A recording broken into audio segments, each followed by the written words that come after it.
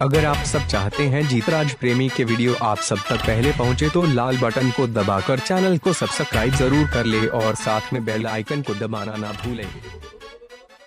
जय छठी मैया, जय छठी मैया, जय छठी मैया, जय छठी मैया, जय छठी मैया, जय मां। आप सुन रहे हैं जीतराज प्रेमी के छठ पूजा गीत। आगा आगा भैया पीछे भौजाई, घाट पर अइली करे छठ के पूजाई। छोड़ी पराका तो कहेली मामा, अरे मारेली हो दियल तेल ढार ढार, अहे मारेली हो दियल तेल ढार ढार। जितने भी भोजपुरी श्रोता है सभी से निवेदन है, कृपया इस वीडियो पर एक लाइक कमेंट शेयर जरूर कीजिएगा। अच्छा लगे तो चैनल को सब्सक्राइब जरूर कर लीजिएगा ताकि हर एक नोटिफिकेशन मिलती रहेगी। पहनले बाड़ी बनारस के साड़ी, का जाने काहे उ गुस्सा में बाड़ी।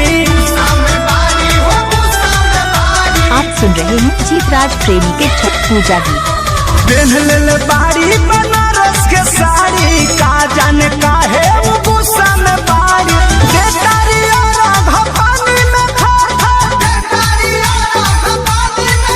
अरे मारेली हो दियर तेल ढार ढार, अहे मारेली हो दियर तेल ढार ढार।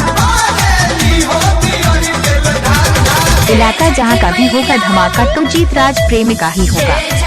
दोस्तों, जीतराज प्रेमी के वीडियो अच्छा लगता है तो एक लाइक कमेंट शेयर जरूर कीजिए। जय छठी मैया, जय मां।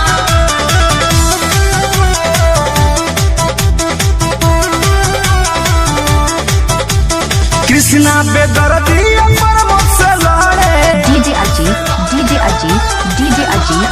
लूटी पड़ा काट सारी पपरे। आप सुन रहे हैं जीतराज प्रेमी के छठ पूजा गीत। कृष्णा बेदर्दी सोनू से लड़े, लूटी पड़ा काट सारी पपरे। चंदन बियाहू के बोले निझा झा, अरे मारेली हो दियल तेल ढार ढार, अरे मारेली हो दियल तेल ढार ढार। डीजे अजीत। हेलो भोजपुरी श्रोता, आप सब कैसे हो? अच्छे हो? मैं चाहता हूं कि आप सब अच्छे रहें और हमारी वीडियो ऐसे ही देखते रहें और एक लाइक कमेंट शेयर ज़रूर करते रहें ताकि हम आपके लिए नए नए वीडियो लाते रहेंगे।